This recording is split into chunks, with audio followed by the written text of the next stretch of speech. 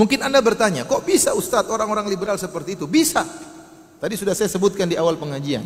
Pemikiran mereka terstruktur, terkerangka. Ada pola pemikiran mereka. Syubhatnya teratur. Sehingga muncullah orang liberal. Di Mesir banyak orang liberal. Indonesia sangat banyak. Saudi mulai muncul.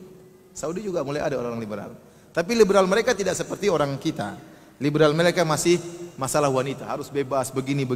Tapi semua agama sama, belum saya pernah dengar di liberal di Saudi. Kalau ada mungkin langsung dipenggal sama pemerintah Arab Saudi. Karena ini kekufuran. Ini perkataan murtad seperti ini, mengatakan semua agama sama. Karena itu kekufuran. Sekarang kan zaman terang-terangan kan? Ya. Saya katakan pluralisme itu kekufuran. Yang mau protes silakan. Itu kekufuran. Karena konsekuensi dari pluralisme, Nabi kurang kerjaan, Allah kurang kerjaan. Konsekuensi dari pluralisme, tidak usah ente dakwah tauhid. Biarkanlah kristenisasi tersebar. Ente ngapain masuk privasi orang? Bahaya, mikir ini bahaya. Taib. Jadi saya katakan, kenapa mereka bisa mengeluarkan fatwa yang aneh-aneh? Tadi kita sebutkan, homoseksual halal, ini halal, ini halal, ini halal. Ya. Karena pemikiran mereka terstruktur, terkerangka dengan baik. Dibangun di atas syubhat-syubhat yang menurut mereka kokoh. Saya akan sebutkan beberapa syubhat-syubhat tersebut. Tidak semuanya tentunya. Ya. Dan saya waktu menyampaikan syubhat-syubhat ini, saya bukan asal ngarang, tidak ya. Karena disertasi saya tentang pluralisme. Saya baca buku-bukunya Nur Khalis Majid, buku-bukunya Zuhair Misrawi, buku-bukunya Komarudin Hidayat, buku-bukunya Ulil Absar, ya, Harun Nasution, ya, Abdul Muhsin Ghazali. Itu bacaan saya sehari-hari sampai saya capek baca buku-buku mereka. Karena saya harus baca. Karena untuk menyusun apa? Disertasi. Taib. Adapun di antara syubhat mereka mengatakan ya, bahwasanya agama itu hanyalah sarana. Yang paling utama dalam kehidupan beragama adalah mencapai akhlak mulia. Nah, kalau seorang sudah mencapai akhlak mulia dengan agama apapun, maka dia sudah mencapai tujuan. Saya ulangi, agama itu hanyalah apa? Sarana. Semua agama menyuruh kepada keadilan. Semua agama menyuruh kepada akhlak yang mulia. Nah, kalau seorang sudah mencapai akhlak yang mulia dengan agama apapun, sudah benar, tidak jadi masalah. Ini syubhat mereka sering lontarkan. Dan saya ditanya oleh orang-orang juga. Ada dosen yang pernah tanya sama saya, Ustadz, menurut Anda Bunda Teresa di neraka?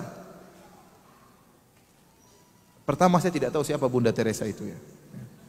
Saya tidak pernah WhatsAppan sama beliau ya. Terus kenapa? Yang katanya dia bukan beragama Islam.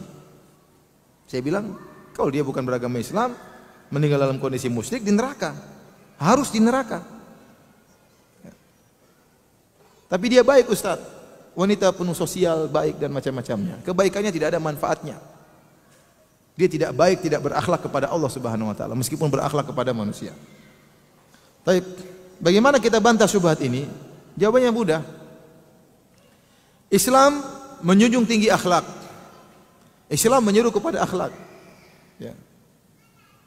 Agama Islam terlalu banyak kita baca hadis-hadis Nabi, ayat-ayat Al-Quran menyuruh kepada akhlak yang mulia. Tetapi itu bukan tujuan yang paling utama. Tujuan yang paling primer adalah diturunkan agama adalah agar makhluk mentauhidkan Khalik. Agar makhluk mentauhidkan pencipta alam semesta. Dan Allah sudah nyatakan dalam surat Az-Zariyat. Kata Allah, "Wa ma khalaqatul jinna wal insa illa liya'budun." Tidaklah aku ciptakan jin dan manusia kecuali untuk mentauhidkan aku, untuk beribadah kepadaku. Tidaklah aku ciptakan jin dan manusia kecuali untuk beribadah kepadaku. Ini tujuan utama. Akhlak penting tapi dia bukan tujuan primer, dia sekunder. Yang pertama, bagaimana Anda bisa mentauhidkan pencipta. Apa hubungan paling kuat antara makhluk dengan penciptanya? Hubungan yang paling kuat adalah sang makhluk mengakui penciptanya sebagai Tuhan. Sang makhluk merendahkan dirinya kepada penciptanya. Itu yang paling penting. Bukan merendahkan dirinya kepada makhluk yang lain. Makanya dalam hadis Ibnu Mas'ud, Waktu Rasulullah SAW ditanya, ayu dzambi a'zam? Dalam hadis Abu Mas'ud, ayu dzambi a'zam? Dosa apa yang paling besar wahai Rasulullah? Kata Rasulullah SAW, anta ja'ala lillahi niddan wa huwa khalaqak. Engkau mengambil tandingan bagi Allah, engkau berbuat syirik padahal yang ciptakan kamu cuma Allah. Ini dosa yang paling besar. Percuma seorang berakhlak mulia kepada manusia tapi tidak berakhlak kepada Allah Subhanahu wa taala. Mau baiknya kayak apa, tapi kalau dia tidak berakhlak kepada Allah, menyembah selain Allah, maka dia telah melakukan dosa terbesar, mengakibatkan dia kekal dalam neraka jahanam. Saya sering kasih logika ya. Kalau ada orang tua, suami istri, kemudian istrinya mengandung seorang anak, setengah mati 9 bulan dalam perutnya, ya, betapa susah seorang wanita.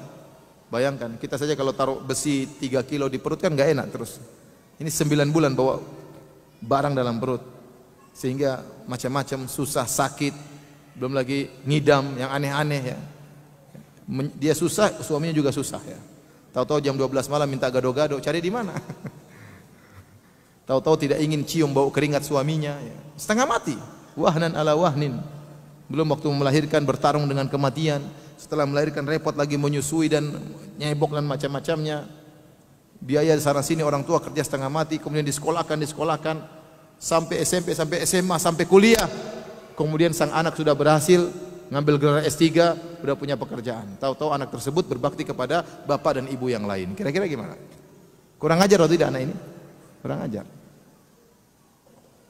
Sama Allah menciptakan Anda, memberikan penglihatan, memberikan semuanya, rezeki, semuanya, sarana dan prasarana agar Anda beribadah kepada Allah. Ternyata Anda beribadah kepada makhluk semisal Anda, atau beribadah kepada makhluk yang lebih hina, batu dan pohon. Ini kesyirikan yang amat besar. Ibarat ada seorang laki menikah dengan seorang wanita, kemudian dia sudah mengeluarkan mahar, kemudian dia bayar lagi uang kepada mertua ya. Kalau orang Bugis ada namanya uang naik. Uang naik itu uang yang diberikan kepada mertua. Kalau orang Jawa kayaknya nggak ada kan, cuma mahar saja ya. Naik turun gratis ya. Sudah kasih uang lagi pada mertua, kemudian mahar, acara walimah, belikan emas ya. Kemudian mungkin istrinya suruh masukin salon supaya lebih cantik. Kemudian mungkin sudah bayar uang untuk sedot lemak, sedot ini, sedot anu. Sudah begitu cantik dicium sama laki-laki lain. Gimana kira-kira? Kurang ajar. Tidak tahu terima kasih. Nah, orang yang diciptakan oleh Allah, dia beribadah kepada selain Allah, ini orang musyrik. Orang yang tidak tahu diri. Meskipun dia akhlaknya super mulia sama orang lain, dia tidak berakhlak kepada Tuhan. Oleh karenanya Rasulullah SAW menyebutkan ada orang-orang yang akhlaknya top tapi masuk neraka jahanam. Contoh seperti Abu Talib. Abu Talib akhlaknya apa yang kurang baik? Mengurus anak yatim. Kata Rasulullah SAW, ana wa kafilul yatim fil jannah kahataini.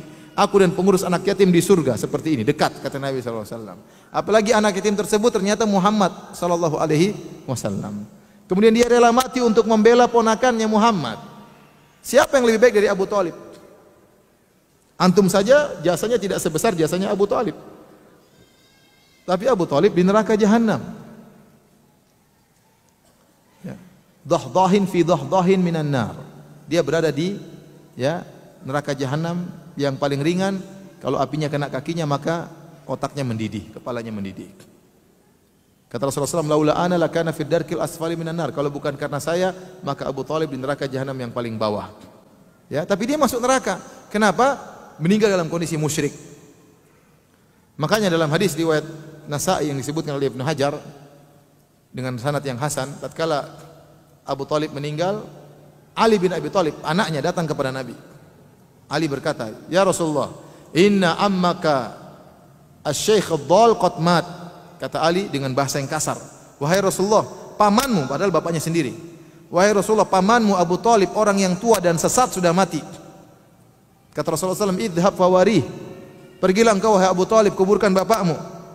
Kata Abu Talib, kata Ali bin Abi Talib, "La uwari, saya tidak mau kuburkan dia. Innahu mata musyrikan." Dia meninggal dalam kondisi syirik. Ali bin Abi Talib tidak mau menguburkan bapaknya. Kata Rasulullah SAW, "Idhab fawarih." Pergilah engkau kuburkan. Akhirnya dikuburkan oleh Ali. Tapi asalnya Ali bin Abi Talib tidak mau kuburkan bapaknya. Kenapa? Kata Ali, "Innahu mata musyrikan." Dia mati dalam kondisi apa? syirik. Baiknya luar biasa, tapi di neraka jahanam. Contoh lagi ya adalah Amr bin Luhai al-Khuzai, pimpinan orang-orang kabilah Khuza'ah, pemimpin kota Mekah. Baiknya luar biasa, suka memberi makanan gratis kepada jamaah haji. Sangat terkenal kebaikannya. Tapi dia yang pertama kali membawa kesyirikan ke kota Mekah. Kata Nabi SAW, "Ra'aitu Amr bin Luhai al-Khuzai yajurru qasbahu finnar, li'annahu awwalu man sayyaba sawaib." Aku melihat Amr bin Luhai al-Khuzai menggeret ususnya di neraka jahanam, dan dia adalah orang yang pertama kali mengkeramatkan onta-onta di neraka. Kenapa berbuat syirik padahal baiknya luar biasa? Contohnya Abdullah bin Jud'an dalam Sahih Muslim. Kata Aisyah, "Ya Rasulullah, Abdullah bin Jud'an kana yasirur rahim, kana yakrid dhaif, kana yut'imut ta'am." Dia dulu baik ya Rasulullah, suka menjamu tamu, suka menyambung silaturahmi, suka memberi makan kepada fakir miskin. Hal yanfa'uhu dzalik? Apakah bermanfaat? Kata Rasulullah SAW, "La, tidak bermanfaat. Percuma. Lam yakul yauman qat rabbi ghfirli khati'ati yaumaddin." Dia tidak pernah berkata, "Ya Rabbku, ampunilah dosa-dosaku pada hari kiamat." Mati dalam kondisi musyrik tidak bermanfaat. Neraka jahanam. Semua kebaikan tidak bermanfaat. Kata Allah, "Wa ma ya mana'ahum an tuqbala minhum nafaqatuhum illa annahum kafaru billahi wa bi rasulih." Tidaklah terhalang mereka diterima nafkah mereka, sedekah mereka tidak diterima. Kenapa? Karena mereka kafir kepada Allah dan Rasulnya. Percuma. Mau baik seperti apapun tidak diterima. Contohnya Hatim At-Tai, bapaknya Adi bin Hatim. Bapaknya terkenal Hatim bin At-Tai, orang yang sangat dermawan. Kata Adi bin Hatim, "Ya Rasulullah, bapak saya bagaimana ya Rasulullah? Dia dulu begini, baiknya luar biasa." Kata Rasulullah SAW, "Inna makana abuka yuridu amran fa asabahu." Bapakmu dulu ingin sesuatu waktu berbuat kebaikan, maka dia dapatkan. Dia dulu ingin dipuji, tidak bermanfaat kebaikannya di neraka jahanam. Jadi para hadirin hadirat, orang sebaik apapun kalau mati dalam kondisi musyrik tidak bermanfaat. Kenapa? Dia tidak berakhlak kepada Allah Subhanahu wa taala. Maka percuma kebaikannya. Adapun orang-orang liberal, mereka menyatakan agama hanyalah sarana. Tujuan utama adalah akhlak mulia. Ini salah, ini kaidah yang keliru. Kita katakan yang tujuan utama adalah tauhid, mengesahkan Tuhan. Kalau tidak mengesahkan Tuhan, percuma semuanya, tidak ada manfaatnya. Saya tanya sama antum, orang-orang Nasrani dikafirkan oleh Allah, divonis kekal dalam neraka jahanam. Apa karena akhlak mereka buruk? Jawabannya tidak. Kalau orang Yahudi, iya memang kurang ajar. Dalam Al-Quran disebutkan, mereka makan riba, mereka pengkhianat, mereka kurang ajar, bunuh Nabi. Orang Yahudi memang kurang ajar. Tapi kalau Nasrani tidak disebutkan demikian, Nasrani baik-baik. Kesalahan mereka cuma satu, salah berakidah tentang Allah Subhanahu wa taala itu. Karena mereka menganggap Allah punya anak, atau mereka menganggap Allah satu dari yang tiga. Makanya semua keyakinan orang Nasrani dikafirkan oleh Allah. Di antaranya mereka menganggap Allah punya anak. Jadi orang Nasrani punya tiga keyakinan. Mereka khilaf. Yang satu meyakini Allah itu adalah Isa itu sendiri. Paham? Allah itu Isa. Yang kedua, Isa adalah anak Allah. Paham? Yang ketiga, Allah dari satu yang tiga. Trinitas. Allah itu adalah Allah, Isa dan Ruhul Kudus, satu kesatuan. Ya. Ini semua dikafirkan oleh Allah. Contoh, Allah mengatakan, "Wa qalu ittakhadhar rahmanu walada." Bagi orang Nasrani yang menganggap Isa adalah anak Allah, Allah mengatakan, mereka mengatakan Allah punya anak. Kata Allah, "Laqad ji'tum syai'an idda." Sungguh kalian telah mendatangkan perkataan yang sangat mungkar. "Takadu samawati yatafattarna minhu wa tanshaqqul ardu wa takhirul jibalu hadda." Hampir-hampir langit terbelah, hampir-hampir bumi hancur, hampir-hampir gunung yang kokoh itu hancur. Kenapa? Anda aulir rahmani walada. Tatkala mereka mengatakan Allah punya anak. Wa ma yanbaghi lirrahmani ayattakhidha walada. Dan tidak pantas Allah punya anak. Kenapa? In kullu man fis samawati wal ardi illa atir rahmani abda. Semua yang ada di langit dan di bumi, semuanya akan datang bertemu dengan Allah sebagai hamba. Semuanya hamba. Malaikat Jibril yang dekat dengan Allah, hamba Allah. Nabi Muhammad yang dekat dengan Allah, hamba Allah. Apalagi Nabi Isa, hamba Allah. Kenapa ente bilang Nabi Isa anak Allah? Allah murka. Allah turunkan surat Al-Ikhlas, "Qul huwallahu ahad, Allahus samad, lam yalid wa lam yulad."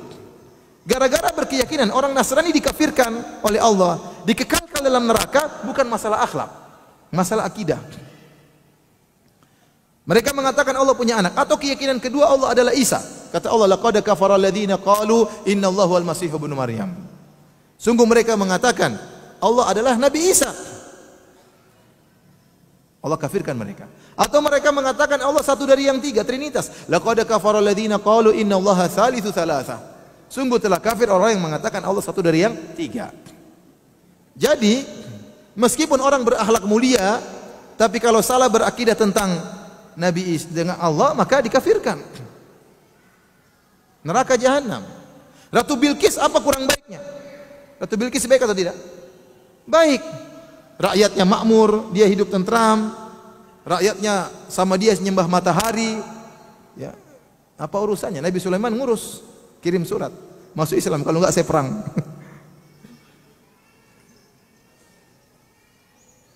Jangan Nabi Sulaiman, burung hudhud tidak terima.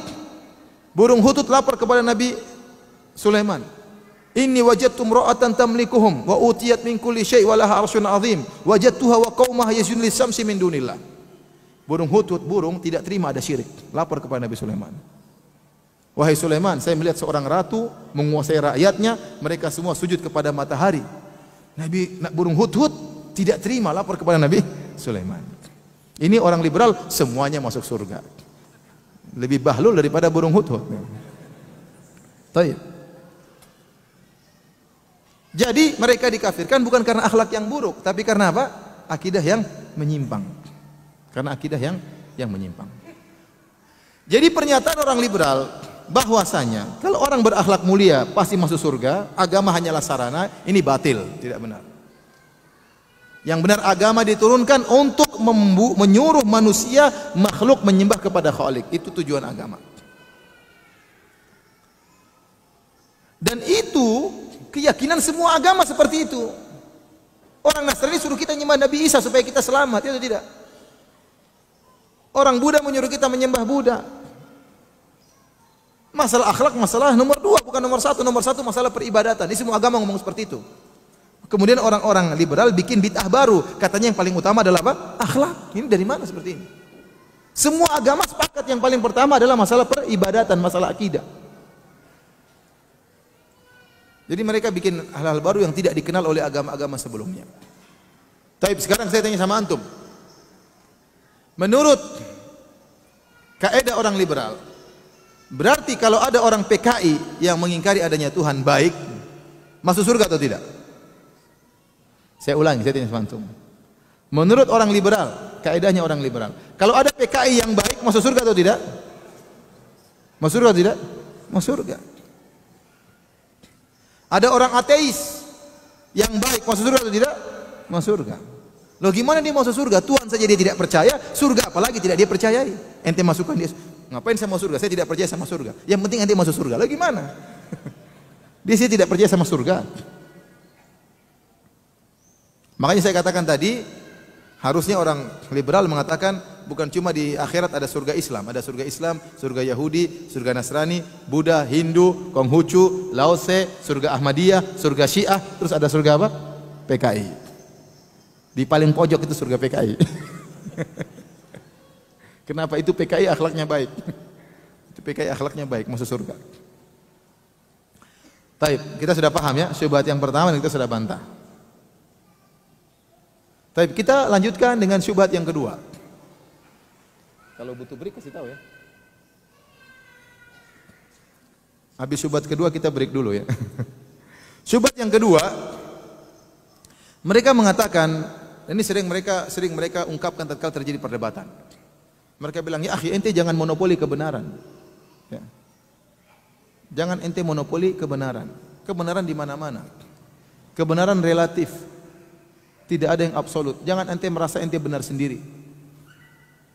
Ente jangan nyalahkan agama lain. Ente nyalahkan agama lain karena ente melihat dengan kacamata agama anda. Kalau anda pakai kacamata agama lain, anda pasti membenarkan mereka. Selalu begitu, selalu begitu. Jadi menurut mereka tidak ada kebenaran yang absolut. Semua kebenaran adalah nisbi dan relatif. Nisbi dan relatif. Tidak boleh seorang merasa paling benar, karena kalau anda merasa paling benar, berarti anda telah memonopoli kebenaran. Berarti kebenaran tersebut absolut. Yang benar, kebenaran tidak ada yang absolut, semuanya relatif dan semuanya nisbi. Dan semuanya nisbi. Ini sering mereka ungkapkan. Sering mereka ungkapkan. Taib. Bagaimana kita membantah hal ini? Jawabannya mudah.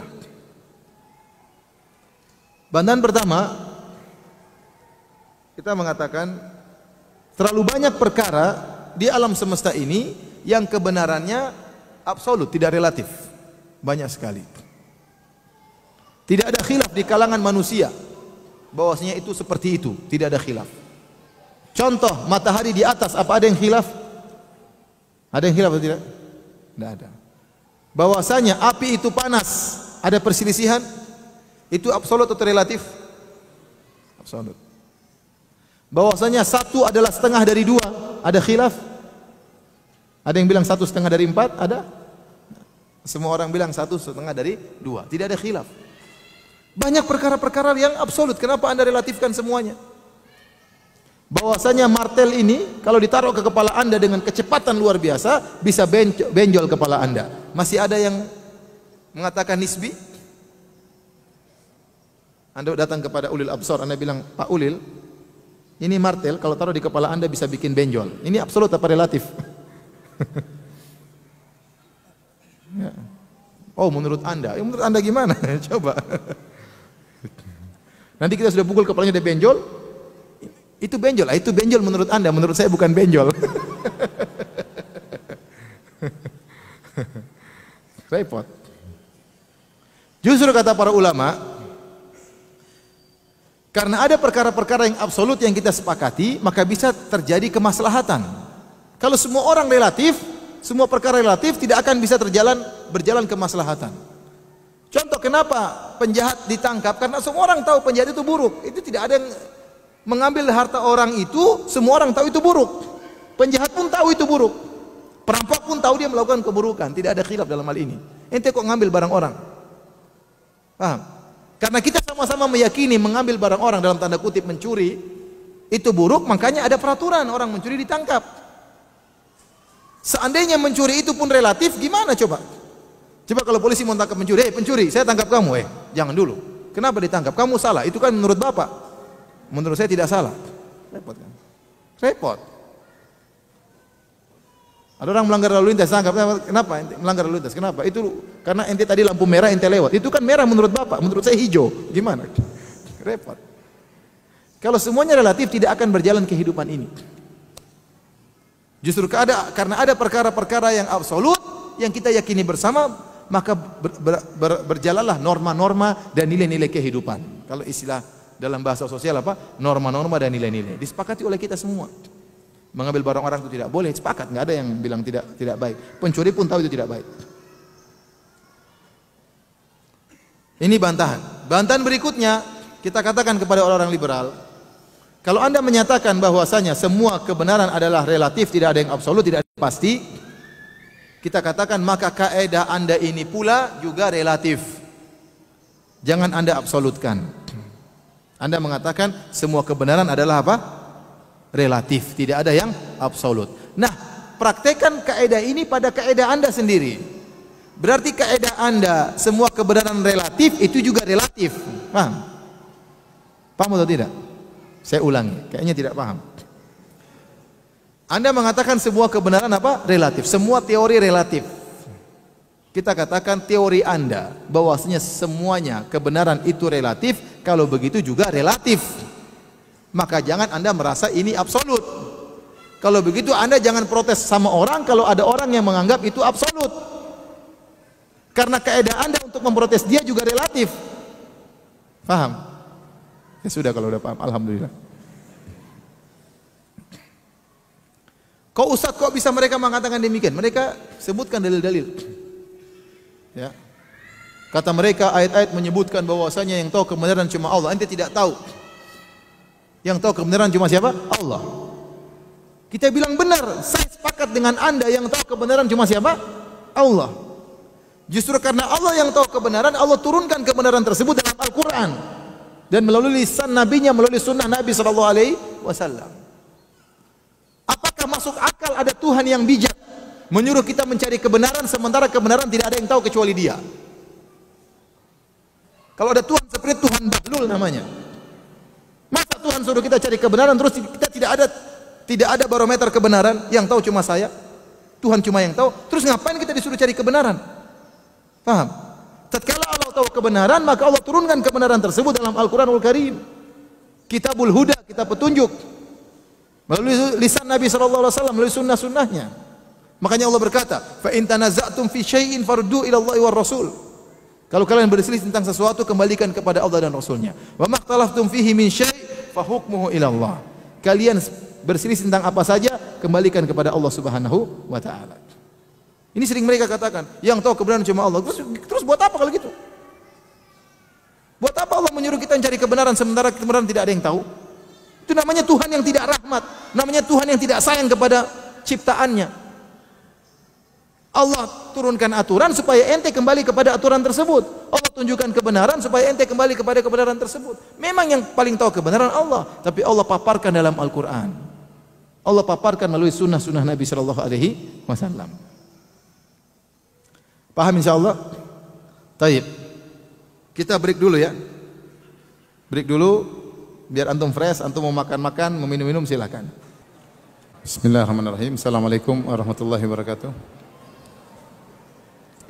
Alhamdulillahi ala ihsanih wa syukru lahu ala taufiqihi wa amtinanih wa asyhadu an la ilaha illallah wahdahu la syarika lahu ta'ziman li sya'nih wa asyhadu anna Muhammadan abduhu wa rasuluhu da'ila ridwanih. Allahumma salli alaihi wa ala alihi wa ashabi wa ikhwani. Hadirin dan hadirat yang dirahmati oleh Allah Subhanahu wa taala, kita lanjutkan pengajian kita. Kita masih menyebutkan syubhat-syubhat yang dilontarkan oleh para dai pluralisme untuk melegalkan keyakinan mereka tentang semua agama benar, bahwasanya semua penghuni agama akan masuk surga. Di antaranya, dan ini adalah mungkin syubhat yang terakhir yang bisa saya sampaikan pada kesempatan kali ini saya rasa adalah syubhat yang paling berbahaya. Syubhat yang paling berbahaya dan syubhat yang paling terstruktur, dan akhirnya turunannya dari syubhat ini sangat banyak. Saya katakan inilah syubhat yang paling berbahaya dan paling terstruktur, dan turunan dari syubhat ini sangatlah banyak. Syubhat tersebut dilontarkan oleh mereka, ya, bahwasanya Allah Subhanahu wa taala tidak punya bahasa. Ini diucapkan oleh Qamaruddin Hidayat, diucapkan oleh ulil absar, dan bahwasanya ya Allah tidak punya bahasa, sehingga bahasa Arab yang tercantum dalam Al-Qur'an itu bukan bahasa Allah Subhanahu wa taala. Yang kelazimannya bahwasanya Al-Qur'an itu bukanlah firman Allah Subhanahu wa taala. Saya ingin menyampaikan syubhatnya dulu supaya antum paham. Al-Quran itu bukan firman Allah karena Allah tidak punya bahasa. Kalau begitu Al-Quran itu apa? Al-Quran itu adalah terjemah Nabi Muhammad SAW terhadap ide-ide pokok Allah Subhanahu wa taala. Allah ingin menyampaikan sesuatu tanpa bahasa, dipahami oleh Nabi SAW, diungkapkan dengan bahasa Arab berupa Al-Quran. Kalau Al-Quran adalah bahasanya Nabi Muhammad, bukan bahasa Allah, nah kita tahu bahwasanya Nabi Muhammad adalah seorang manusia, dan kita tahu bahwasanya tidak semua penerjemah bisa menyampaikan sebagaimana bahasa aslinya. Apalagi yang ingin menyampaikan adalah Tuhan, sementara Muhammad penerjemah manusia, sehingga pasti penerjemahnya tidak sempurna karena dia manusia. Yang kedua, apalagi terkontaminasi atau terpengaruh dengan kondisi di mana Muhammad berada sallallahu alaihi wasallam, yaitu 1400 tahun yang lalu. Kondisi lingkungannya, sehingga terjemahannya masih tercampur atau terikat dengan kondisi yang ada. Ya. Ini semua mereka ungkapkan tujuannya untuk apa? Untuk menghilangkan kesucian Al-Qur'an. Kalau seorang sudah meyakini bahwasanya Al-Qur'an itu bukanlah firman Allah, Al-Quran itu hanyalah bahasa manusia, bahasa Muhammad, dan bahasa Muhammad tentunya tidak sempurna, ya, tidak mungkin ilmu Muhammad bisa mewakili ilmu Allah Subhanahu wa taala, ya, tidak mungkin seorang penerjemah bisa menyampaikan sebagaimana yang aslinya, ya, kemudian penerjemahannya pun terbatas karena terpengaruh dengan lingkungan dan ruang yang di mana berada Muhammad tersebut. Oleh karenanya tidak perlu kita mensucikan Al-Quran. Ini mereka tidak ungkapkan demikian. Perkataan tidak perlu mensucikan Al-Quran mereka tidak ungkapkan, tetapi kenyataannya seperti itu. Dari situ akhirnya mereka mengatakan jangan kita menafsirkan Al-Quran secara tekstual. Karena kalau tekstual berarti terikat dengan bahasa manusia, terikat juga dengan lingkungan 1400 tahun yang lalu. Sekarang zaman sudah berubah. Jangan bilang lagi manhaj salaf, manhaj salaf. Mereka tertawa kalau ada orang bilang manhaj salaf. Masa ente mau bawa 1400 tahun yang lalu dibawa ke tahun 2017? Ya. Apa itu manhaj salaf? Jadi bahan tertawaan aja. Oleh karenanya mereka mengatakan, ya, maka tidak boleh Al-Quran ditafsirkan secara tekstual terus. Harus ada namanya tafsir kontekstual yang sesuai dengan zaman dan kondisi. Itulah yang namanya Al-Quran bisa sesuai dengan kondisi dan zaman. Kapan bisa dikatakan Al-Quran syariat Islam selalu cocok dalam setiap zaman dan tempat? Maksudnya apa? Caranya ditafsirkan dengan cara tafsiran kontekstual. Jangan terpaku pada teks. Sehingga mereka membuat suatu metode penafsiran yang dinamakan dengan hermeneutika. Dengan hermeneutika. Ini pola pemikiran persis diungkapkan oleh Dr. Komarudin Hidayat dalam bukunya Hermeneutika. Seperti ini, dan ini mengerikan. Akhirnya turunannya timbul apa? Kata ulil absar, tidak perlu kita menerapkan syariat Islam. Tidak perlu kita menerapkan syariat Islam sebagaimana plak yang diterapkan oleh Nabi Muhammad. Kenapa? Karena Nabi Muhammad waktu itu menerjemahkan sesuai di zamannya. Maka ada namanya hukum potong tangan bagi yang mencuri, maka ada namanya hukum mencambuk bagi orang yang berzina atau dirajam bagi orang yang berzina. Itu tidak boleh kita terapkan sekarang. Karena itu diterapkan sesuai dengan zaman Muhammad tatkala itu. Di antara yang mengatakan karena di zaman tersebut tidak ada namanya alternatif, tidak ada penjara, tidak ada misalnya dengan didenda duit atau macam-macamnya. Adapun sekarang zaman sudah berubah. Maka kita harus berijtihad, kata ulil absar, kita harus berijtihad membuat hukum baru. Membuat hukum baru yang sesuai dengan zaman kita. Karena kalau Anda terikat dengan tekstual konteks Nabi, adapun kontekstual Al-Quran saja enggak boleh, apalagi tekstual apa? Kita terikat dengan tekstual Al-Quran saja tidak boleh, apalagi tekstual hadis Nabi. Akhirnya mereka berfatwa juga misalnya kaum Nabi Lut disiksa bukan karena homoseksualnya, sebagaimana perkataan Musda Mulia, bukan karena homoseksualnya, tapi karena cara berhomoseksualnya. Akhirnya ulil absar berkata bahwasanya ayat-ayat dalam Al-Quran ya bercerita tentang para nabi, kisah-kisah para nabi itu tidak mesti benar. Tidak mesti benar. Itu hanya cerita-cerita dibuat oleh Allah supaya orang bertakwa, supaya orang takut. Maka dia punya tulisan judulnya Al-Quran dan Spider-Man. Ini semua kembali kepada satu syubhat yang sangat berbahaya. Baik, kita akan bahas syubhat tersebut. Antum sudah ngerti syubhatnya? Ngerti enggak? Ngerti? Sudah kena syubhat belum? Maka saya bilang, orang liberal itu pemikiran terstruktur. Antum jangan kira mereka orang gila muncul dari jalan, tidak. Mereka gila yang terstruktur. Taib. Ya gimana enggak gila? Bilang Allah saja membolehkan kita menyembah Tuhan yang lain, apalagi hanya sekedar bermaksiat. Ini gila atau tidak? Orang gila aja enggak ngomong kayak gitu. Makanya saya katakan dia gilanya terstruktur. Mengerikan. Hadirin hadirat yang dirahmati Allah Subhanahu wa taala, kita akan jelaskan tentang syubhat ini. Syubhat ini sebenarnya adalah syubhat yang lama yang telah disuruhkan oleh ahlul bidah seperti kaum Asy'ariyah, kaum Mu'tazilah dan Jahmiyah. Mereka ini ahlul bidah, Jahmiyah, Mu'tazilah, Asy'ariyah berkeyakinan bahwasanya Allah tidak punya sifat berbicara sebagaimana yang kita yakini. Kata mereka Allah berbicara dengan kalamun nafsi. Ini orang-orang Asy'ariyah mengatakan demikian. Allah berbicara dengan kalamun nafsi. Kalamun nafsi itu adalah suatu perkataan Allah yang jamid, yang tidak pernah berubah dari zaman dahulu, zaman azali sampai sekarang. Itu aja. Kalau diterjemahkan dalam bahasa Arab jadi Al-Quran, diterjemahkan dalam bahasa Ibrani menjadi Taurat atau Injil, diterjemahkan dalam bahasa Daud menjadi Zabur. Tapi itu saja. Karena mereka meyakini Allah itu jamid, tidak statis, tidak boleh ada perubahan. Kalau ada perubahan berarti ada makhluk yang terjadi pada Allah, tidak boleh. Syubhat pemikiran. Kalau kita ahlu sunnah, kita meyakini Allah maha berbicara. berbicara dengan siapa saja, dengan bahasa apa saja, terserah Allah, dengan topik apapun. Wa idz qala rabbuka, tatkala Allah berbicara. Tadinya Allah belum bilang ngomong gitu, sekarang baru bicara. Dengan malaikat kah? Dengan Nabi Muhammad kah? Terserah Allah. Allah Maha berbicara. Sehingga tatkala mereka punya syubhat, mereka mengatakan Allah tidak boleh berbicara dengan bahasa, tidak boleh berbicara dengan huruf, tidak boleh berbicara dengan suara. Karena kalau Allah berbicara dengan suara dan huruf, berarti Allah seperti manusia. Ini syubhatnya orang-orang Asy'ariyah.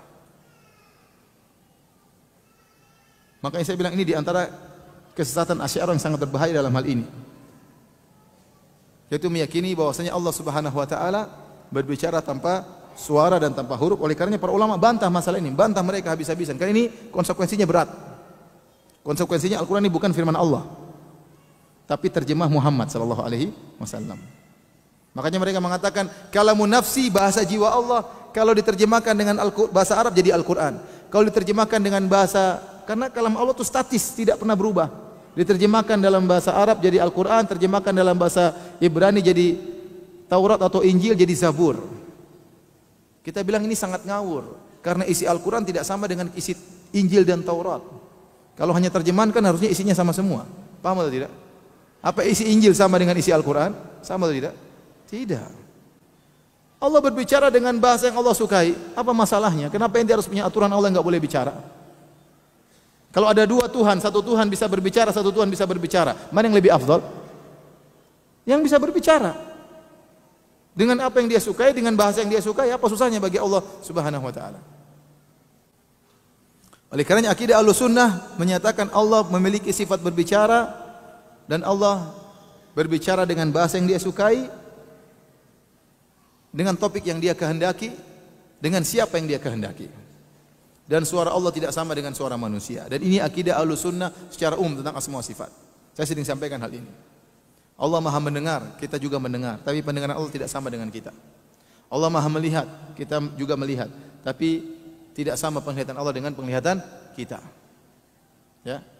Allah punya kekuatan, kita punya kekuatan. Tidak sama antara kekuatan Allah dengan kekuatan apa? Kita. Jangankan Allah dengan kita, makhluk dengan makhluk saja berbeda. Antara nyamuk dengan gajah sama-samanya punya kekuatan. Nyamuk punya kekuatan, gajah punya kekuatan. Mana yang lebih kuat? Nyamuk, karena nyamuk bisa terbang, gajah tidak bisa. Baik. Selanjutnya, ya. Allah bisa berbicara, kita juga bisa berbicara, tapi bicara kita beda dengan bicara Allah. Makanya Al-Qur'an itu jadi mukjizat. Sama-sama bahasanya Arab, tapi beda antara Al-Qur'an dengan bahasa manusia. Makanya Al-Quran menjadi mukjizat. Allah tantang seluruh manusia untuk mendatangkan semisal Al-Quran dan mereka tidak bakalan mampu. Qul la in jitama'atil insu wal jinnu ala ya'tu mithli hadzal Qur'an la ya'tuna bimithlihi walau kana ba'dhum li ba'dhin dhahira. Kata Allah, katakanlah kalau seandainya seluruh manusia dan jin berkumpul, bersatu padu, membahu, saling bahu membahu untuk mendatangkan seperti Al-Quran, mereka tidak bakalan mampu, kata Allah Subhanahu wa taala. Kenapa? Karena Al-Quran mukjizat. Justru Al-Quran mukjizatnya Nabi SAW diturunkan di suatu zaman di mana orang-orang Arab berbangga-bangga dengan bahasa Arab. Mereka sering lomba syair di antara mereka. Tapi mereka meskipun jago syair, jago balaghah, tidak bisa mendatangkan semisal Al-Quran. Karena Al-Quran adalah firman Allah Subhanahu wa taala. Makanya ada aturannya. Ya, firman Allah tidak boleh kita riwayatkan dengan makna. Adapun hadis-hadis Nabi boleh kita riwayatkan dengan makna. Al-Quran harus dengan lafalnya, tidak boleh dengan makna. Oleh karenanya orang junub tidak boleh baca Al-Quran. Kenapa? Ini firman Allah. Kalau terjemahan Nabi boleh kita baca meskipun junub. Nah, kalau kita bilang Al-Quran ini bahasa Muhammad, hilang mukjizat Al-Quran. Persis seperti perkataan Walid ibn Mughirah yang mengatakan in hadza illa qaulul bashar. Al-Quran ini hanyalah perkataan manusia. Apa hukumannya? Kata Allah, sanuslihi saqar. Kami akan masukkan dia dalam neraka jahanam. Gara-gara mengatakan Al-Quran itu perkataan siapa? Manusia. Apa bedanya perkataan kita dengan perkataan orang musyrikin yang mengatakan Al-Quran adalah bahasa manusia? Oleh karenanya Nabi Muhammad SAW didatangi oleh malaikat Jibril untuk meroja Al-Quran, karena Nabi tidak tahu Al-Quran. Makanya waktu turun Al-Quran kita sudah jelaskan dalam Sahih Bukhari, la tuharrik bihi lisanaka lita'jala bih. Nabi berusaha untuk apa? Ngomong supaya hafal, karena itu bukan bahasa dia, itu bukan pernyataan dia, itu pernyataan Allah, supaya Nabi bisa hafal. Nah, kalau kita bilang itu pengungkapan Nabi Muhammad, ngapain Nabi Muhammad susah-susah untuk demikian? Ini perkataan yang batil. Mazhab Asy'ariyah yang batil seperti ini. Meskipun sebagian ulama berpendapat demikian yang terpengaruh dengan mazhab Asy'ariyah, kita bilang batil siapapun yang mengucapkannya. Makanya dibantah oleh Imam Ahmad, dibantah oleh Imam Al-Bukhari. Al-Imam Al-Bukhari punya buku judulnya Khalqu Af'alil Ibad. Dia menyebutkan tentang masalah suara Allah. Dia menyebutkan tentang hadis tatkala Allah berbicara, ya, bisautin yasma'uhu man ba'ud kama yasma'uhu man qarub. Allah berbicara dengan suara yang didengar oleh orang yang jauh maupun dekat, dengarnya sama saja. Kemudian Imam Al-Bukhari memberi komentar. Kata beliau, ini dalil bahwasanya Allah berbicara dengan suara, tapi suara Allah tidak sama seperti suara makhluk. Paham? Jadi Allah mendengar tidak sama dengan mendengar makhluk. Allah melihat tidak sama dengan melihatnya apa? Makhluk. Allah berbicara tidak sama dengan bicaranya makhluk. Allah bersuara tidak sama dengan suaranya apa? Makhluk. Allah memiliki wajah tidak sama dengan wajahnya makhluk. Sebagian orang mengatakan tidak bisa kalau Allah punya wajah nanti seperti manusia. Yang bilang wajah Allah seperti manusia siapa? Ya akhi, melihat wajah Allah nikmat yang paling luar biasa. Diriwayatkan lebih dari 20 sahabat. Hadis mutawatir. Allah berfirman juga dalam Al-Quran. Ya.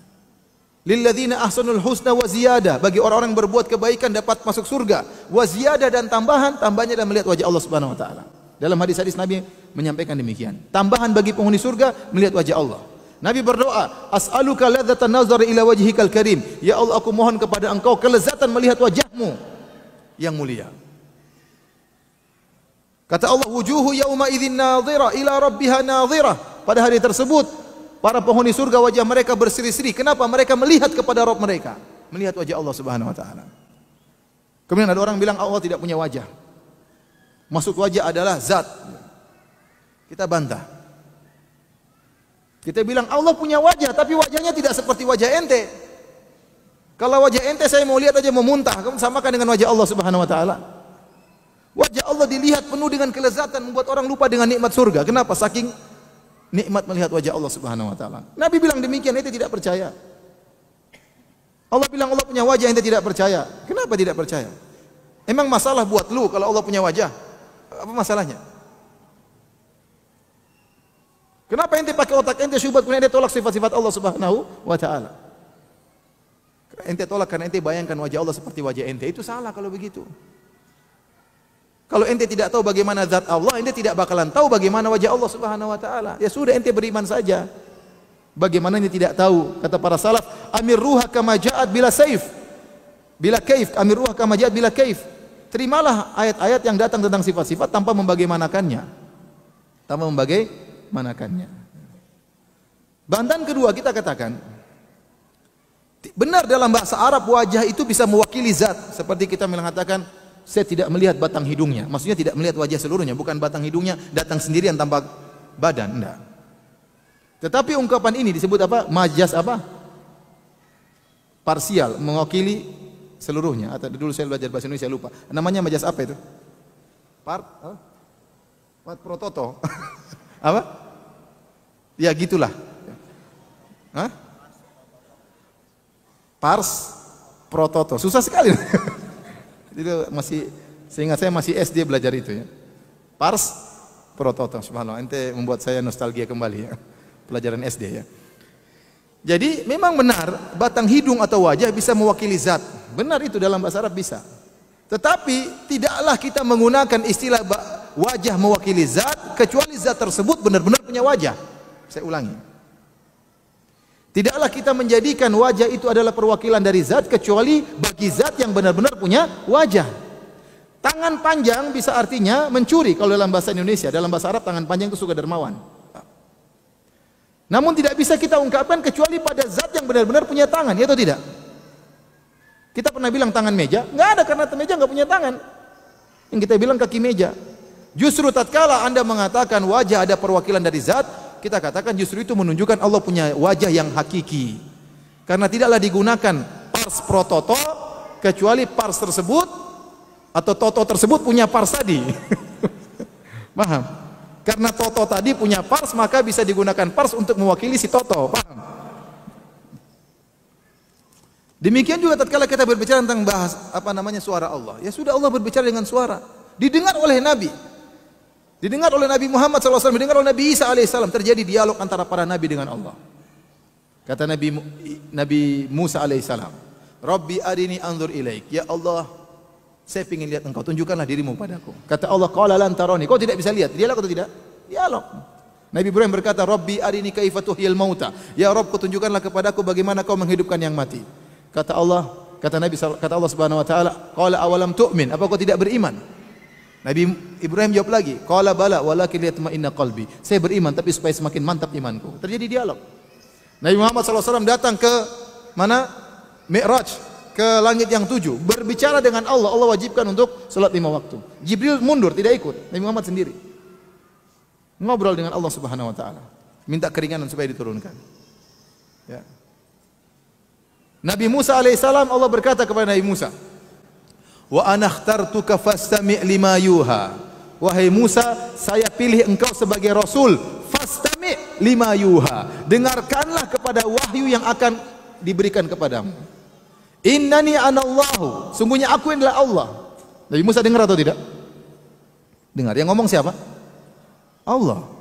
Apa malaikat Jibril yang ngomong? Saya adalah Allah. Namanya kurang ajar kalau begitu. Yang ngomong Allah langsung. Innani anallah, sungguhnya aku adalah Allah. Nabi Allah berkata, fastami', dengarkanlah kepada wahyu yang akan disampaikan. Berarti firman Allah bisa didengar. Dalam hadis, idza qadallahu amran fis sama' darabatil malaikatu bi ajnihatiha. Kalau Allah berbicara, memutuskan suatu perkara, malaikat mengepakkan sayapnya. Suara didengar oleh malaikat.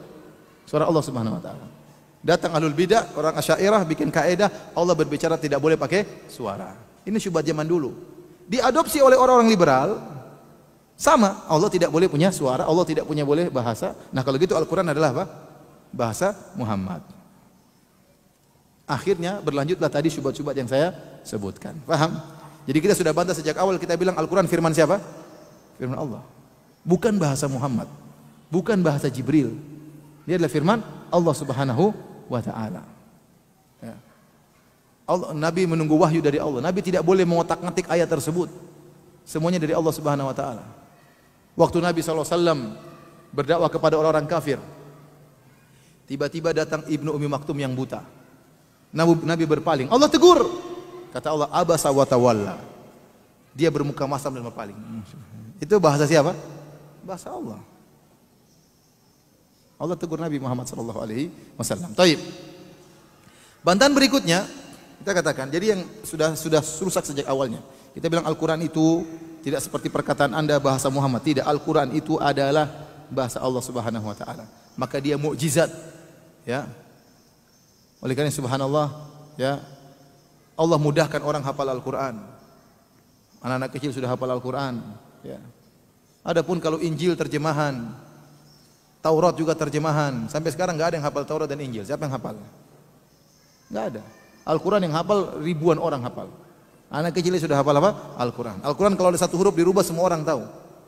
Kenapa? Karena ada yang memberitahu. Karena banyak orang yang hafal Al-Quran. Itu namanya mukjizat dari Allah Subhanahu wa taala. Bukan perkataan Muhammad. Bukan perkataan Muhammad sallallahu alaihi wasallam. Taib. Kemudian perkataan mereka, kalau ini bahasa Muhammad, ya, berarti Muhammad pasti kurang dalam penerjemahan. Karena dia manusia, bagaimana bisa mentransfer ilmu Allah seluruhnya? Kita bilang yang bilang Muhammad mau transfer ilmu. Jadi sudah taruhlah kita sesuai dengan, maksud saya menyebutkan bantahan kedua ini. Taruhlah kita setuju sama ente, sama-sama sesat, benar ini perkataan Muhammad. Paham? Taruhlah ini perkataan Muhammad, bukan perkataan Allah, tapi ini sudah jelas batil ya. Kita bilang taruhlah ini perkataan Muhammad. Siapa bilang juga Muhammad mau terjemahkan seluruh firman, seluruh ilmu Allah? Allah hanya menyampaikan sebagian ilmu Allah di Al-Quran. Di Al-Quran itu bukan semua ilmu Allah. Qul law kana al-bahru midadan li kalimati rabbi lanafidal bahru qabla an tanfada kalimatu rabbi. Walau ji'na bimithlihi madada. Seandainya lautan ini jadikan tinta untuk menulis firman-firman Rabbku, Allah Subhanahu wa taala, tidak akan mungkin. Jadi Al-Qur'an itu hanya sebagian ilmu Allah, bukan seluruhnya. Paham? Bukan seluruhnya. Jadi memang tidak ada, kalaupun itu Nabi Muhammad hanya terjemah, Nabi Muhammad juga tidak sedang menerjemah seluruh ilmu Allah, tapi hanya sebagian ilmu Allah Subhanahu wa taala. Tapi yang benar itu bukan terjemahan, itu adalah murni bahasa Allah Subhanahu wa taala. Baik, kita sekarang bicarakan turunannya. Tadi sudah saya sebutkan. Gara-gara mereka menganggap Al-Quran ini bukan bahasa Allah, sehingga diterjemahkan oleh Muhammad, Muhammad terjemahkan sesuai dengan konteks zaman dia, konteks sifat dia sebagai manusia, sebagai orang Arab yang tinggal di zaman Badui dahulu. Maka sekarang kita harus terjemahkan dengan bahasa kita, dengan konteks yang cocok dengan zaman kita, dengan tafsir namanya tafsir kontekstual, dengan tafsir namanya tafsir hermeneutika. Dan antum harus tahu, tafsir metode hermeneutika ini tidak punya kaedah.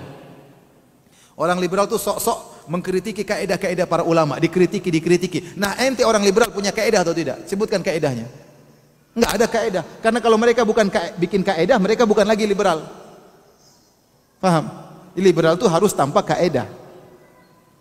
Liberal itu harus tanpa kaedah. Karena kalau ente sudah bikin kaedah, ente sudah bikin aturan. Nah, berarti sudah tidak liberal. Maka ente tantang orang liberal, ente kritiki Imam Syafi'i. Imam Syafi'i dihabisi oleh Nurcholish Madjid dalam buku Fikih Lintas Agama. Dijelek-jelekin sama Nurcholish Madjid dan teman-temannya. Ini Imam Syafi'i begini hanya bikin repot, bikin kaedah macam-macam, dijelek-jelekan.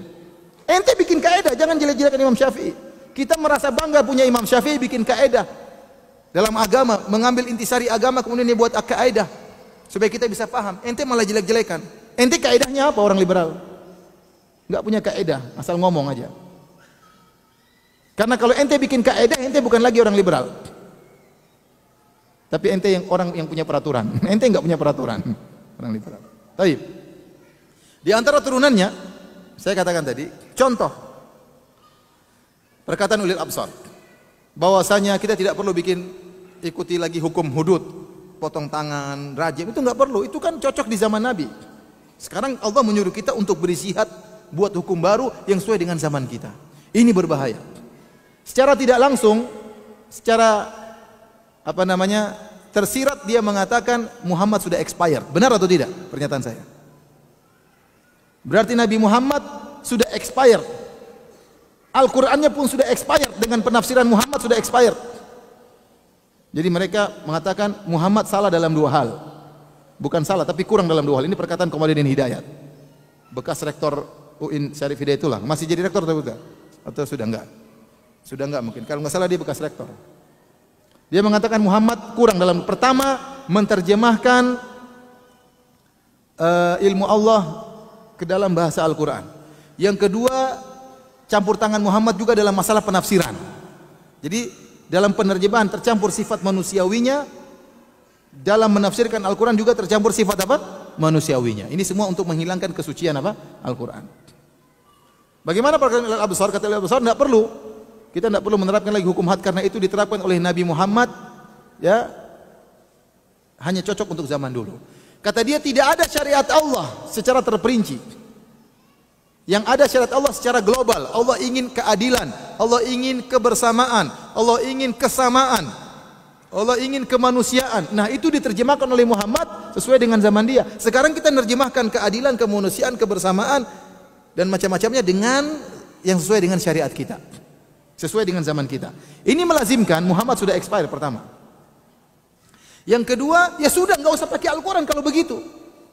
Al-Quran buang saja, hadis-hadis buat saja. Kan kata Anda, yang penting Allah itu ingin ide-ide pokok. Ide pokok Al-Quran itu apa? Kemanusiaan, kebersamaan, keadilan, kesamaan, kemanusiaan. Ini ide-ide pokok. Nah, kalau diterjemahkan dengan hadis-hadis Nabi, itu terjemahan yang benar di zaman Muhammad. Kalau zaman sekarang sudah nggak cocok. Ya sudah, kalau gitu ngapain pakai Al-Quran?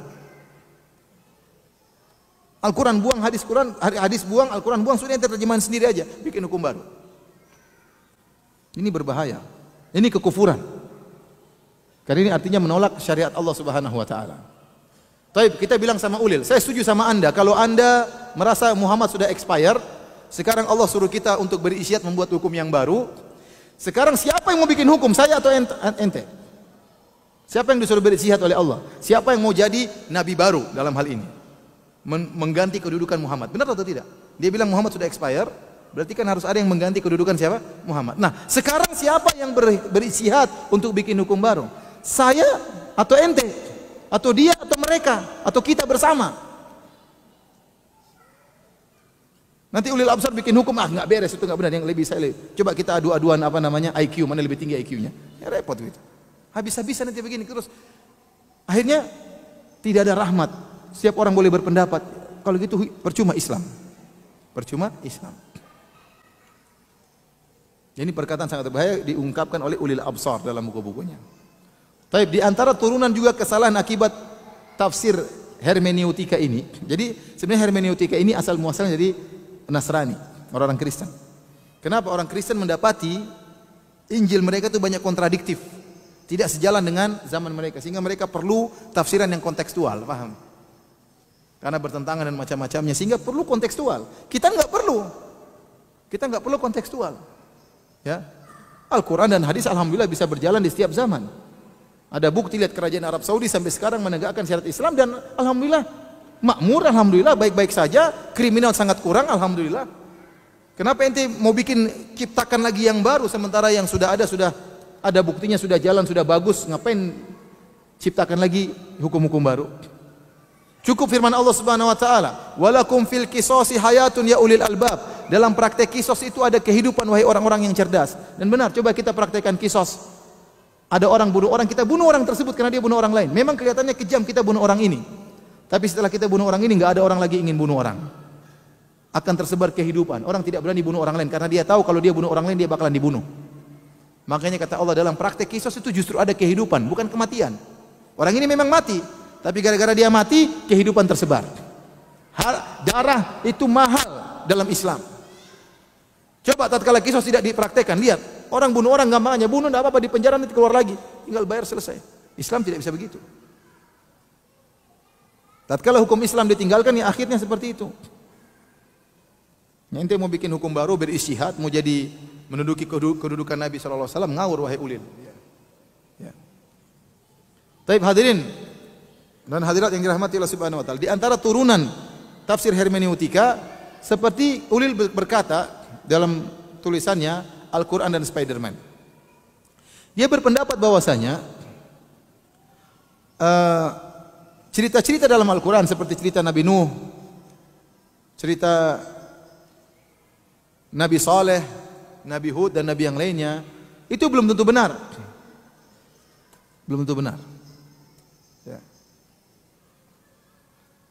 Tetapi Allah membuat cerita-cerita tersebut dalam rangka agar orang takut agar orang berakhlak mulia. Jadi ibarat seperti seorang ibu ingin mengajarkan kecerdasan kepada anaknya, maka dia cerita tentang kisah kancil dan buaya. Padahal kejadian antara kancil dan buaya tidak pernah ada, faham? Tapi hanya sekedar cerita supaya anaknya ngerti.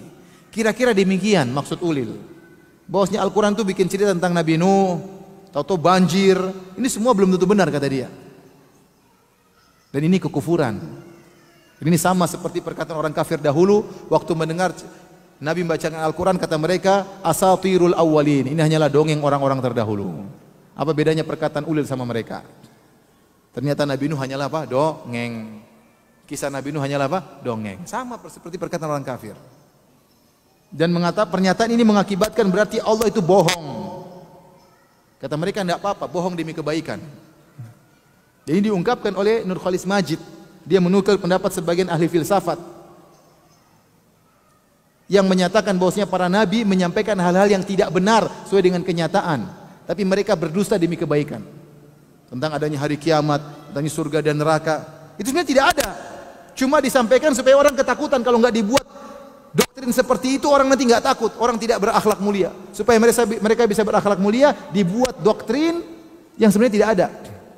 Jadi namanya para nabi berdusta demi apa? Kebaikan. Nah sama perkataan ulil ini. Katanya Nabi Nuh, cerita Nabi Nuh itu tidak ada. Masa Allah kejam seperti itu? Tidak sesuai dengan logika dia. Kata dia, kalau Nabi Nuh Allah seperti itu modelnya, itu Allah nggak benar itu. Itu Allah Yahudi katanya. Ada darah Yahudi. Kenapa kejam seperti itu? Masa gara-gara tidak beriman kemudian bikin banjir ya? Jadi mengerikan. Akhirnya sama dengan mengatakan cerita tersebut adalah dongeng. Dan ini berarti mengatakan Allah berdusta. Padahal Al-Quran tidak ada kedustaan sama sekali. Taib. Di antara turunan dari hermeneutika, tafsir kontekstual tanpa kaidah itu adalah pernyataan seperti Muzdah Mulia, bahwasanya kaum Nabi Lut diazab oleh Allah bukan karena homoseksualnya. Kata dia, homoseksual itu dari sananya, kenapa disalah-salahin? Sampai pernyataan saya baru baca beberapa waktu yang lalu, pernyataan seorang pluralis, dia mengatakan, ngapain Allah ikut campur urusan masalah seks, ngapain ikut campur Allah? Subhanallah. Allah nggak perlu ikut campur urusan masalah. Allah ikut campur kalau gitu biarin orang zina, apa masalahnya? Kenapa Allah haramkan zina? Karena itu berbahaya, nasab tidak jelas, menghancurkan keluarga, nanti anaknya siapa, istrinya siapa. Allah turunkan syariat yang indah. Ente nikah dengan aturan. Kalau Allah tidak boleh urusan masalah seks, masalah kemaluan, ya sudah, mau zina mau apa silakan. Akibatnya apa dunia kalau zina tanpa peraturan? Ya, rusak. Ini anak yang pelihara siapa? Bapaknya ada 3. Repot. Ajib, mereka ini aneh-aneh. Ya. Sehingga mereka mengatakan bagaimana homoseksual diharamkan sementara homoseksual dari sananya. Jadi yang diharamkan, kenapa kaum Nabi Lut diazab karena cara berhomoseksualnya? Mungkin sambil berkelahi waktu berhomoseksual, sambil tikam-tikaman kali, nggak tahu. Jadi ini ngawur. Ini namanya kontekstual ngawur. Padahal jelas gara-gara homoseksualnya Allah mengadab mereka. Walutan idh qala liqaumihi atatuna al-fahishata ma sabaqakum biha min ahadin minal alamin innakum latatuna ar-rijala syahwatan min dunin nisa bal antum qaumun musrifun. Kata Allah tatkala Nabi Lut menegur kaumnya, kenapa kalian melakukan perbuatan keji yaitu homoseksual yang tidak pernah dilakukan oleh orang-orang sebelum kalian? Kalian meletakkan syahwat kalian kepada para lelaki dan kalian meninggalkan wanita. Jelas ini. Haramnya bukan karena cara homoseksualnya, tapi karena homoseksualnya Allah haramkan. Innakum latatuna ar-rijala syahwatan min dunin nisa. Kalian mendatangi laki-laki, kalian tidak mendatangi wanita. Itu sebabnya. Ditakwil oleh Musda Mulia, maksudnya kontekstualnya adalah cara homoseksualnya, bukan homoseksualnya. Ini bahaya. Jadi kalau kita sudah bicara tafsir hermeneutika, orang bebas menafsirkan, bebas seenaknya. Karena tidak ada kaidah, tidak ada aturan. Mau bilang begini, mau bilang begitu, terserah. Bagaimana kita bantah Musda Mulia? Kita bilang ini bukan dari Allah, ini namanya kelainan. Laki-laki suka laki-laki itu namanya apa? Kelainan. Namanya kelainan harus diperbaiki, bukan dipelihara. Sama ada seorang wanita suka digauli oleh hewan, itu namanya kelainan. Paham? Ada seorang laki-laki suka berhubungan seksual dengan cara yang kasar, dengan mukul-mukul pasangannya, itu namanya kelainan. Ada orang besar suka menggauli anak-anak kecil, itu namanya kelainan, jangan dibiarkan. Ada laki-laki suka laki-laki, namanya kelainan, jangan dibiarin. Kalau begitu caranya setiap kelainan seksual dibiarkan. Kita katakan setiap kelainan diperbaiki. Di antara kelainan adalah laki suka dengan laki-laki. Contoh lagi perkataan mereka untuk membela homoseksual. Kata mereka, kalau memang homoseksual haram, maka tentunya Allah sudah menurunkan azab kepada negara-negara yang membolehkan homoseksual. Allah sudah menurunkan azab kepada orang yang melakukan homoseksual. Kita bilang ini ngawur. Pernyataan seperti ini melazimkan penghalalan semua maksiat. Bukankah banyak orang koruptor yang tidak diazab oleh Allah? Banyak tidak? Bukankah banyak pembunuh yang tidak diazab oleh Allah Subhanahu wa taala? Bukankah banyak pemerkosa yang tidak diazab oleh Allah Subhanahu wa taala? Kata Allah, "Innama yu'akhiruhum liyaumin tashkhasu fihi al-absar." La tahsabanna Allaha ghafilan amma ya'malu dhalimun. Jangan kau sangka Allah lalai dari perbuatan orang-orang zalim. Innama yu'akhiruhum, Allah menunda nanti hukumannya. Tidak mesti orang bermaksiat sekarang kemudian dihukum oleh Allah sekarang. Kita bilang kamu kesini yang bilang homoseksual halal. Kalau saya penggal kepalamu sekarang, terus saya tidak dihukum, berarti halal memenggal kepalamu. Paham? Paham atau tidak? Ini perkataan berbahaya. Berarti semua maksiat yang tidak ada hukumannya dari Allah menjadi halal. Ini berbahaya. Oleh karenanya para hadirin dan hadirat yang dirahmati Allah Subhanahu wa taala, demikianlah model mereka, ya. Akhirnya mereka ngawur dalam menafsirkan ayat Al-Qur'an dan tanpa kaidah sama sekali. Baik. Sekarang saya mau sebutkan beberapa contoh tentang penafsiran mereka. Jadi mereka terkadang berdalil dengan Al-Qur'an dan hadis. Dan kebetulan disertasi saya tentang pendalilan orang-orang pluralis dengan Al-Qur'an dan hadis. Mereka tahu mereka di atas kebatilan, tapi mereka mau cari-cari ayat supaya cocok dengan apa? Kebatilan mereka. Ingat, tidak ada ayat sama sekali yang mendukung mereka. Tidak ada ulama sama sekali yang seperti mereka. Abdul Muqsid Ghazali dalam bukunya Argumen Pluralisme Agama, ya, melakukan banyak kebohongan. Dia mengesankan bahwasanya Ibnu Katsir berpendapat seperti dia. Dia mengesankan bahwasanya Rashid Ridha berpemahaman seperti dia. Dia mengesankan Al-Qurtubi berpemahaman seperti dia. Enggak ada ahli tafsir yang liberal itu, enggak ada. Itu ngawur total. Tapi mereka melakukan kebohongan, motong-motong perkataan ulama, bahkan motong-motong ayat.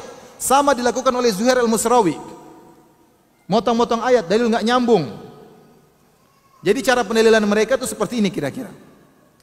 Fawailul lil musallin, titik. Celaka orang-orang yang salat, selesai. Tidak dilanjutkan. Alladzina hum an salatihim apa? Sahun. Yaitu orang yang lari dari salatnya. Jadi, fawailul musallin, celaka orang salat binasa, titik, sudah. Dia enggak lanjutkan ayatnya. Mereka seperti itu sering. Contoh pendalilan mereka tentang bolehnya berakidah, bolehnya kafir, bolehnya tidak menyembah Allah, boleh. Kata mereka, faman syaa'a falyu'min wa man syaa'a falyakfur. Allah yang bilang, barang siapa yang ingin beriman silakan, barang siapa yang ingin kafir silakan. Kan bebas, kenapa ente atur-atur? Allah saja boleh. Ya akhi, ayat itu didatangkan oleh Allah untuk mengancam, bukan untuk membolehkan. Lanjutkan ayatnya. Allah mengatakan, inna a'tadna jahannama lidzalimina naran ahata bihim suradikuha. Inna a'tadna lidzalimina naran ahata bihim suradikuha. Lanjutan ayatnya, Allah menyiapkan api neraka jahanam bagi orang-orang zalim. Ayat selanjutnya tidak dibaca. Jadi kaidah mereka apa? Fawailul lil musallin, celaka orang salat, titik. Zuhair Musrawi contohnya, lihat Islam adalah agama rahmat, kenapa kita nyala-nyalakan orang? Nabi Sulaiman saja waktu ngirim surat kepada Ratu Bilqis, Bismillahirrahmanirrahim, dengan Allah Maha Pengampun lagi Maha Penyayang. Lanjutkan ayatnya, jangan stop di situ. Apa ayatnya selanjutnya? Wahai Bilqis, datang masuk Islam, kalau enggak saya perangi. Kan begitu ayatnya selanjutnya. Selalu dalilnya begitu. Contoh kata mereka semua agama benar. Memang Allah ingin kita berbeda-beda, tidak boleh satu model. Allah berfirman dalam Al-Qur'an, "Walau sya'allahu laja'ala ummatan wahidatan." Ya. Wala yazaluna mukhtalifina illa man rahima rabbuk. Walidzalika khalaqahum. Walau syaa rabbuka. Kalau seandainya Rabbmu berkehendak, Allah akan menjadikan umat ini menjadi satu, tapi Allah menjadikan mereka berselisih. Titik, mereka tidak lanjutkan. Kata mereka, berarti memang Allah suka kita berbeda-beda agama. Ente mau satu-satukan. Jawabannya, itu Allah tidak sedang berbicara tentang syariat. Tapi Allah berbicara tentang Allah menghendaki demikian secara takdir. Sama seperti Allah menghendaki iblis kafir. Allah menghendaki Fir'aun tetap kafir. Tapi Allah mengirim Nabi Musa untuk mendakwai Fir'aun. Kenyataannya Allah mentakdirkan ada kebaikan dan keburukan. Tapi bukan berarti keburukan tersebut dilegalkan oleh Allah. Saya ulangi. Allah kenyataannya memang berkehendak adanya kebaikan dan keburukan, tapi bukan berarti melegalkan keburukan tersebut. Allah menghendaki memang ada berbeda-beda agama, tapi bukan berarti Allah melegalkan seluruh agama tersebut. Allah menghendaki iblis tetap hidup dan menggoda manusia, tapi bukan Allah melegalkan itu. Makanya lanjutkan ayatnya. Ayatnya selanjutnya kata Allah, "Wa tammat kalimatu rabbika la amla'anna jahannama minal jinnati wan nasi ajmain." Ya, Allah akan memenuhi neraka dengan jin dan manusia yang kafir. Jadi mereka hanya berdalil dengan awal ayat, belakangnya ditinggal. Awal ayat, belakangnya apa? Ditinggal. Itulah cara pendalilan orang-orang liberal. Oleh karena para hadirin dan hadirat yang Allah Subhanahu wa taala, ini sekedar cuplikan yang saya sampaikan ya, karena waktu kita sudah habis, dan insyaallah apa yang saya sampaikan ini sudah gambaran umum ya. Adapun kalau kita menyampaikan syubhat mereka secara detail terlalu banyak ya. Karena hembusan setan tidak habis-habisnya ya. Syubhat terus berjalan ya. Mereka terus menyebarkan syubhat-syubhat mereka. Kasihan orang-orang awam yang tidak punya khalfiyah tentang agama, terjebak. Kalau orang-orang yang pintar saja agama bisa terjebak dengan syubhat mereka yang terstruktur tersebut, apalagi orang-orang awam. Bayangkan orang-orang baru masuk sekolah agama Islam dicekokin dengan yang aneh-aneh. Lihat mereka ospek ada tulisan areal bebas Tuhan, tapi tidak bebas iblis. Areal bebas Tuhan. Kemudian mereka berzikir anjing hu akbar, anjing hu akbar. Enggak kurang ajar. Subhanallah. Ya, ini berbahaya seperti ini, tidak main-main. Ini saya katakan lagi, pluralisme itu bukan sekedar haram, tapi apa? Kekufuran. Ya. Demikian para hadirin hadirat yang dirahmati Allah Subhanahu wa taala. apa yang saya sampaikan pada kesempatan kali ini.